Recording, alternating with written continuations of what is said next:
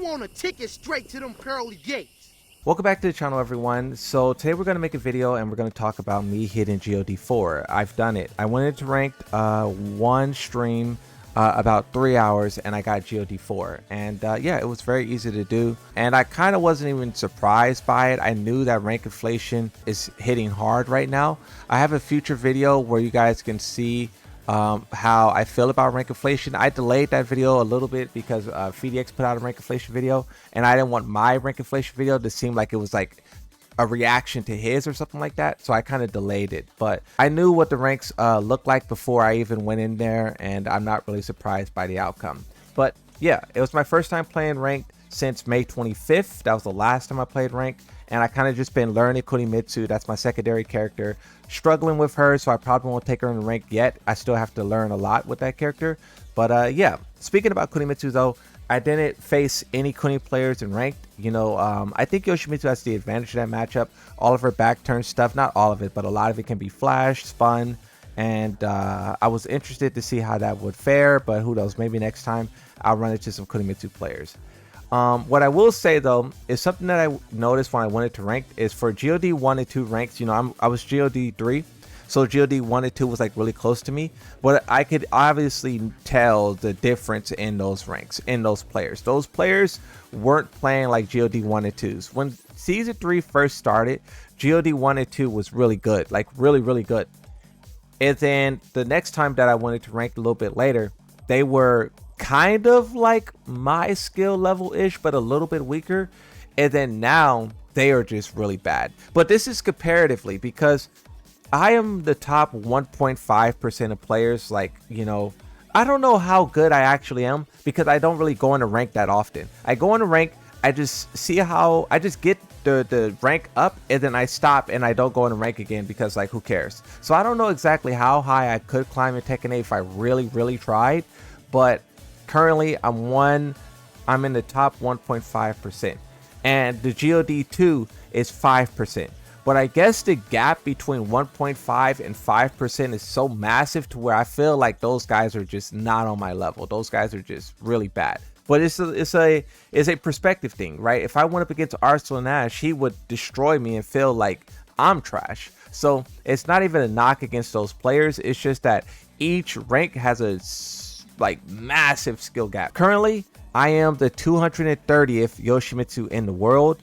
This isn't what I was expecting, because when I first hit GOD 1, like when season 3 started, I was 120th, right? So I'm 110 places further back than when I was at GOD 1.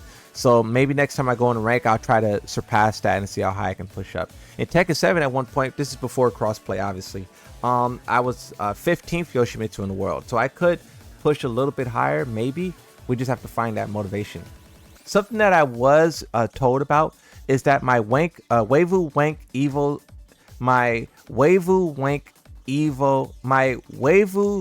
rank, how do you say it? What's that website called? Waifu rank elo score is 2,138, and I guess this is the highest it's ever been. I haven't really paid attention to that number. I know the pro players talk about it or not, so I don't know if that's like really good or really bad. I just know it's 2,138. While I was climbing through rank, the only people that were able to stop me was GOD 4 or GOD 5. Those are the only ones that could really like challenge me.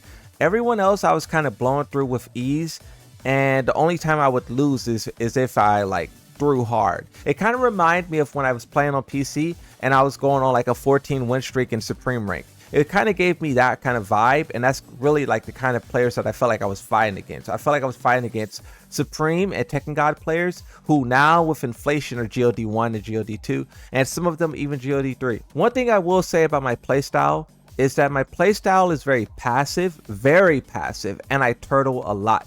I know a lot of people don't like to see a Yoshimitsu backdash, poison breath, backdash, down 4-3-1, and stuff like that, down 4-2 keep out. But honestly, I feel like this is the way that Yoshimitsu is supposed to be played. I know Tekken 8 is all about aggression, it's all about rush down, it's all about trying to force your opponent into the corner and mixing them up.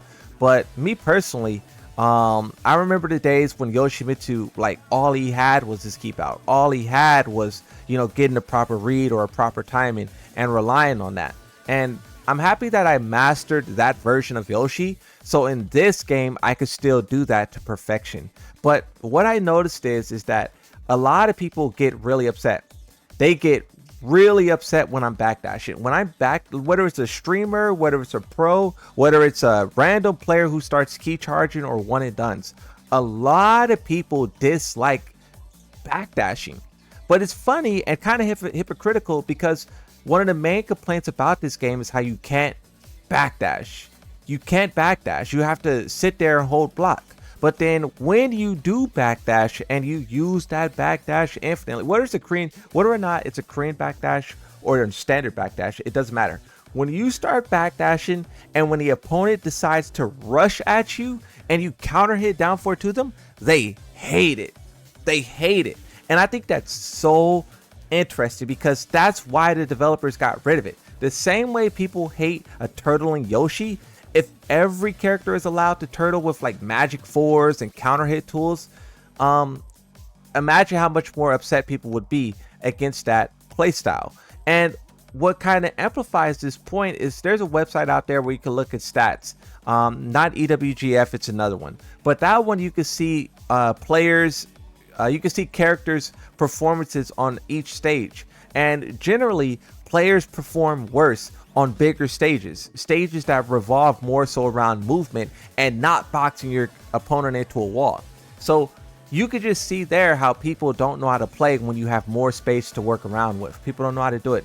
Just all of those things combined with people not know how to move properly, and then people getting upset when you catch their timing and you start down 4-2-ing them. It makes sense, right? Because I could even catch the timing of a pro. I fought Mega Clint and almost won. I fought Ball Fury and I almost won. And I fought Seiji Bob and I won, right? So I could catch the timing of a pro, so I could probably catch the timing of anyone. And a down 4-2, poison breath, full crouch 4, I love those tools. And as long as Yoshimitsu has those, I think I'll be fine. Also for my playstyle, watching it and like looking at it, it looks very simple. It's not flashy like a, iMusician or Schizophrenic.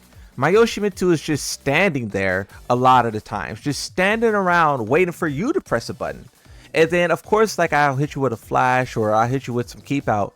And I know generally from looking at the comment section of my videos and just generally how people view my gameplay, they can't stand it. And honestly, it's just the way that I like to play. Just because the game is aggressive, that doesn't mean that I have to be aggressive. That doesn't mean that I have to press all the buttons. I like sitting, waiting, analyzing, processing what you're doing, and trying to get a read on it, trying to get a counter hit, trying to spin out or do something. That's just the way that I like to play. And I understand visually, it's not very flashy. It's not very cool. People think it looks like blue rank, purple rank. I see the comments, right? But honestly, it's just the way that I like to play, and I think it's the way that Yoshimitsu was originally played, with a strong like confidence and strong. You just got to be like a earthbender, like unmovable object. That's what I think. You got to be unmovable, and that's kind of what I try to be. Even when my back is to the wall, a couple of times I'll try to sidestep out depending on what character that I'm fighting against, but a lot of the times I'll just stand there and I'll let you do something stupid, like a stupid predictable low, or some crazy wall splatting mid that's probably punishable, or some stance pressure because you want to keep your pressure, and then that's when I'll flash you. So that's kind of like what I try to do.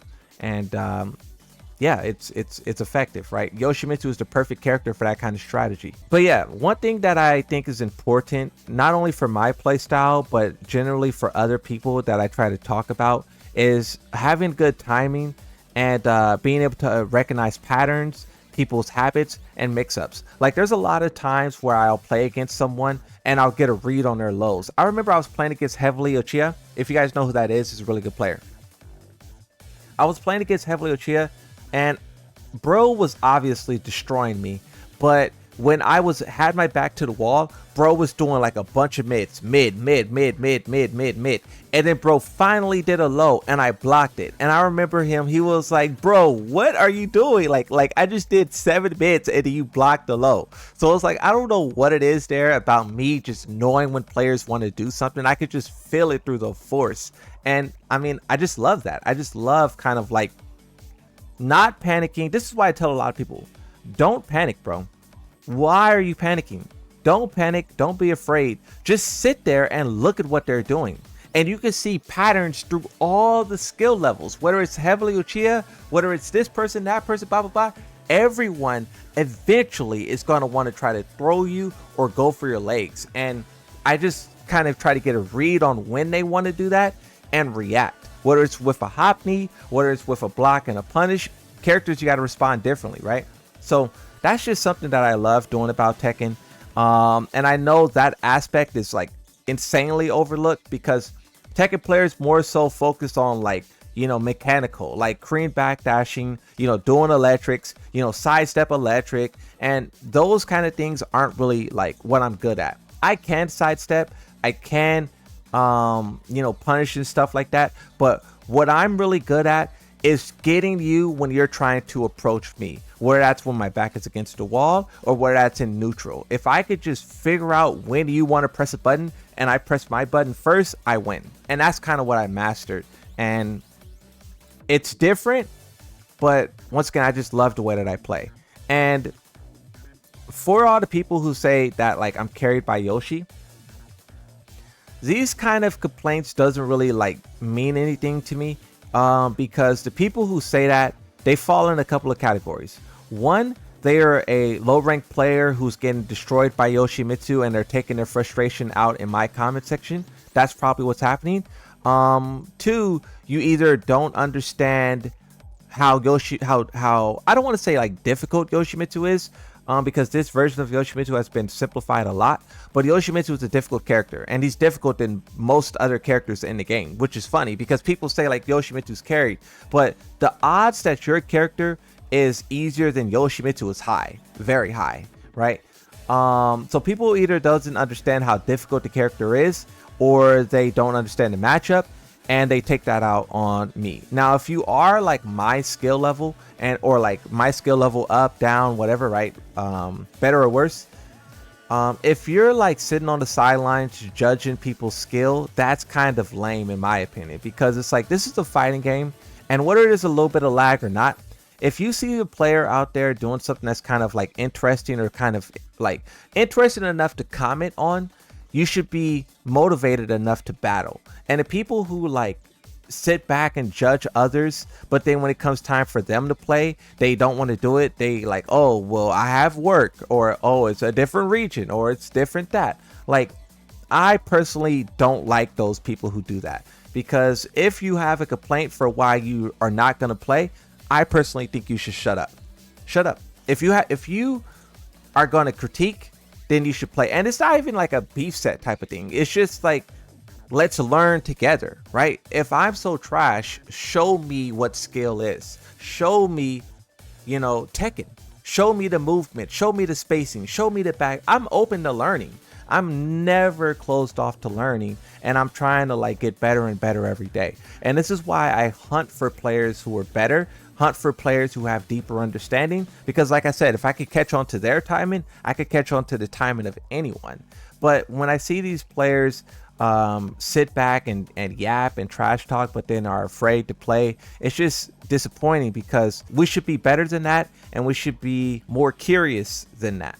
And I think a lot of people have their own shortcomings, and then they look to other people as an outlet. Like, I'm stuck in this rank, but you know, I see this guy is higher than me, and why am I not that person's rank? And instead of like exploring that in a positive way, they explore it in kind of a negative way, where they talk trash and they try to rank shame and they try to cope and this and that. I try not to do that, bro. I try not to judge other people's rank, because what's that going to do for me?